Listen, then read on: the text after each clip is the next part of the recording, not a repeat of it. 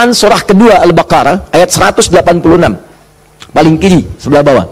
Wa idza sa'alaka 'ibadi 'anni fa inni qarib ujibu da'watad da'i idza da'an falyastajibu li walyu'minu bi la'allahum yarshudun. Kata Allah, Muhammad sallallahu alaihi wasallam, sampaikan kepada umatmu, jika kalian nanti ingin mencari Allah, kamu ditanya ada yang ingin mencariku, mencari Allah, katakan padanya, enggak usah dicari, saya dekat. Itu memberi harapan. Saya sering sampaikan makna kalimat ini. Anda cari, tanya panitia, mana ustadznya? Dijawab, ustadznya belum ada berita. Dengan yang kedua, jangan khawatir Pak, sudah dekat. Mana yang paling menenangkan? Sudah dekat. Sudah dekat. Nah, ketika ada yang bertanya padamu, Muhammad, saya ingin mendekat kepada Allah, jawab, usah repot, Allah dekat. Silahkan kau mendekat kepada Allah, dan Allah akan dekat dengan kita, silahkan. Psikologis memberikan harapan. Dan umumnya orang yang mendekat kepada Allah, umumnya itu punya dua kepentingan. Kalau bukan bertobat dari maksiat, yang kedua punya permohonan ingin disampaikan. Makanya sebelum diungkapkan itu dijawab oleh Allah. Saya tahu paling hambaku kalau mau datang mau minta. Silahkan cek. Besok mau ujian, malam tahajud. Padahal kemarin enggak. Ya. Besok lamar pekerjaan, malamnya istighfar. Kemarin kemana aja John? Ya. Selalu seperti itu, minta. Kata Allah, lihat kalimatnya, ujibu da'watad da'i idza da'an. Kapanpun hambaku minta, aku akan kabulkan. Jadi rumus doa itu kalau diminta dikabulkan. Jadi nggak ada doa yang tidak dijawab sepanjang yang diminta itu baik. Sepanjang yang diminta itu maslahat. 3 sifat jawabannya. Diberikan seketika, jadi begitu dia meminta seketika dikabulkan. Kalau dia membutuhkannya. Allahumma ya Rabb, Allahumma ya Rabb, Allahumma ya Rabb. Saya ingin berdakwah ya Allah dengan teknologi. Saya ingin niatkan ya Allah masuk ke ITB supaya dengan ilmu itu saya bisa mengembangkan teknologi untuk mendekatkan orang kepadamu. Minta dia malamnya, luluskan saya ya Allah. Besoknya keluar lulus. Kalau benar maslahatnya. Ada yang kedua, ditunda itu sampai dia sanggup untuk menerimanya sebagai amanah kehidupannya. Tidak seketika dijawab, tapi nanti ketika dia sanggup baru diberikan. Karena kalau Allah berikan dalam hal tidak sanggup, tidak adil Allah. Karena Allah tidak memberikan ujian pada yang tidak sanggup. La yukallifullahu nafsan illa usaha. Jadi sekali lagi sering saya katakan, kalau Anda sedang diuji, jangan mengeluh. Karena Anda pun dipercaya oleh Allah. Allah yakin dengan Anda, kenapa Anda ragu? Jadi kalau Anda sekarang punya musibah, punya ujian, entah di rumah tangga ujiannya berat, entah di kantor misalnya ujiannya berat, entah dalam kehidupan, semuanya, semua orang tidak ada yang tidak punya ujian, semua diuji. Wala nabluwannakum bisyai, kata Allah, Quran surah kedua 155. Semua yang hidup punya ujian. Dan sifat ujian itu tidak akan diberikan pada yang tidak sanggup. La yukallifullahu nafsan illa wus'aha. Kalau kamu nggak sanggup, saya nggak akan berikan, kata Allah. Jadi kalau ibu sedang punya ujian di rumah tangga, jangan mengeluh, Bu, seberat apapun, karena ibu itu sanggup. Allah percaya pada ibu, kenapa ibu nggak yakin? Antum punya ujian di kantor, berat rasanya Ustadz, betul memang berat, tapi Anda yang sanggup. Kalau ujian itu diberikan pada Adi Hidayat nggak sanggup. Anda hebat, kata Allah, kenapa Anda mengeluh? Ya Allah, kenapa saya? Ya Allah, ya emang kamu yang sanggup. Why me? Why not? Iya. Jadi semuanya itu ada ukurannya, nggak usah khawatir itu dengan itu semua. Ada takarannya. Ya, dan Allah itu punya sifat keadilan yang sangat luar biasa. Rizki adil, semua diberikan. Kadang-kadang itu nalar belum sanggup menalarnya. Yakin dulu iman, begitu iman hikmah datang. Kan dulu pernah saya sampaikan untuk analogi sederhana tentang cicak dan nyamuk. Masih ingat? Coba cicak, bagaimana beraktivitasnya? Merayap gimana? Dinding, makanannya apa? Yang paling utama nyamuk. Nyamuk apa aktivitasnya? Terbang. Nyamuknya punya sayap, cicaknya tidak. Kan pernah saya sampaikan, kalau nyamuknya punya akal dan jenius, cicak jadi mainan.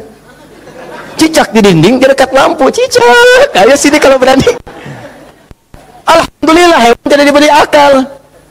Tapi bukan itu yang mau saya sampaikan. Keadilan Allah menjadikan cicak tetap mendapatkan makanan. Orang tua kita nggak punya banyak dalil. Cuman fitrahnya memberikan kepada kita gambaran-gambaran kehidupan. Dikatakan oleh mereka, cicak-cicak diam-diam. Bayangkan, yang Allah tuntut cak merayap. Rayap aja. Mau diam-diam, mau biasa. Dicontohkan diam-diam aja merayap. Diam-diam merayap. Teruskan. Datang seekor nyamuk. Ketika cicak merayap, datang seekor nyamuk. Bukan cicak yang mendatangi nyamuk, nyamuk yang mendatangi cicak. Siapa yang memberikan dorongan nyamuk datang ke cicak? Allah. Jadi kalau dia mengerjakan ikhtiar gaji Allah, maka datanglah hasilnya. Cicak, kamu merayap aja. Begitu merayap, datang seekor nyamuk. Selanjutnya, silahkan. Ya. Tangkap, selesai. Itu poin yang pertama. Jadi saya ingin berikan gambaran dalam kehidupan ada unsur keadilan yang diberikan oleh Allah Subhanahu wa taala.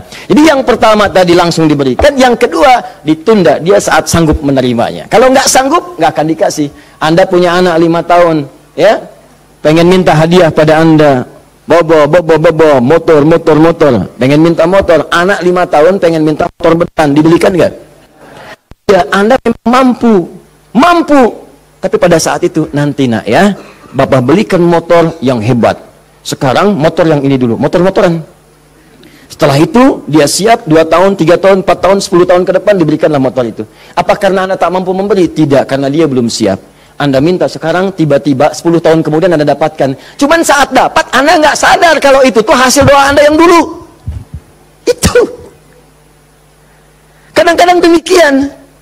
Anda pengen jadi dokter, ujungnya kan dokter, masuknya pengen ke UI. Tiba-tiba keterimanya di Undip misalnya. Tapi kan jadi dokter juga. Anda pengen proyek yang besar, dikerjakan sekarang, nggak dapat, doa-doa belum terkabulkan. Tiba-tiba 10 tahun kemudian dapat proyek yang besar yang nilainya ternyata diakumulasikan 10 tahun ke belakang. Itu doa Anda. Kalau pengen bukti lebih dalam, betapa banyak orang tua yang berdoa sejak anaknya masih dalam kandungan. Pengen ini, pengen itu, dikabulkan setelah anaknya 20 tahun dia keluar dari kandungannya. Itu kan hasilnya. Makanya ketika anak sukses, kata Al-Quran surah ke-46 ayat ke-15, ada isyarat di sana. Kalau Anda sukses, jangan menilai dulu kesuksesan itu adalah hak Anda, kewajiban Anda, atau atas jasa Anda. Barangkali Anda cuma 30%, 70%-nya ibu yang dulu pernah menangis di keheningan malam. Ya Allah, jadikan anak saya seorang insinyur, ya Allah. Ya Allah, jadikan anak saya, ya Allah, orang yang saleh. Ya Allah, jadikan anak saya si fulan. Bapak Anda yang dulu cuma makan singkong, datangnya ke sawah, kemudian kerjakan segala rupa, ya Allah, jadikan anak saya lebih hebat dibandingkan saya. Puluhan tahun yang lalu mereka bermohon kepada Allah, doanya terkabul puluhan tahun kemudian. Makanya ketika Anda berhasil, kata Al-Quran, jangan dulu merasa bangga, karena boleh jadi jasa terbesarnya jasa orang tua dulu. Makanya Ismail, perhatikan baik-baik. Ismail yang mendapatkan air zam-zamnya. Lihat. Bergerak kakinya, gerak, keluar. Tapi Anda jangan lupa, ketika Ismail kehausan, ibunya mencari air. Disimpan Ismail, dia bergerak tangan kakinya. Karena kalau anak itu sudah mulai haus baik, pasti tangan kaki itu bergerak. Tapi air nggak keluar. Kapan air keluar? Setelah Sayyidah Hajar bolak-balik. Safa Marwah bermohon kepada Allah. Positif, berdoa, minta. Ketika kemudian bagian yang terakhir ketujuh itu berada kemudian di Marwah, tiba-tiba mendengar satu percikan air keluar. Kapan air keluar? Karena jejak kaki Ismail yang menendang kemudian ke arah pasir itu, malaikat mengepakkan sayapnya, keluarlah. Kata ibunya, zam. Zam itu artinya kumpul jangan berhenti, kumpul jangan berhenti, kumpul jangan berhenti. Kalau kumpul saja mungkin berhenti, ijma, tahadda. Ini zam. Kumpul jangan berhenti. Sampai sekarang air itu selalu berkumpul, tidak pernah berhenti. Dikenallah dengan air zam-zam. Orang kebanyakan cuma minum zam-zamnya, tapi tidak pernah mendalami kisahnya. Di situ ada bakti orang tua, di situ ada sayang kepada ibu, di situ ada cinta kepada orang tua, dan sangat luar biasa.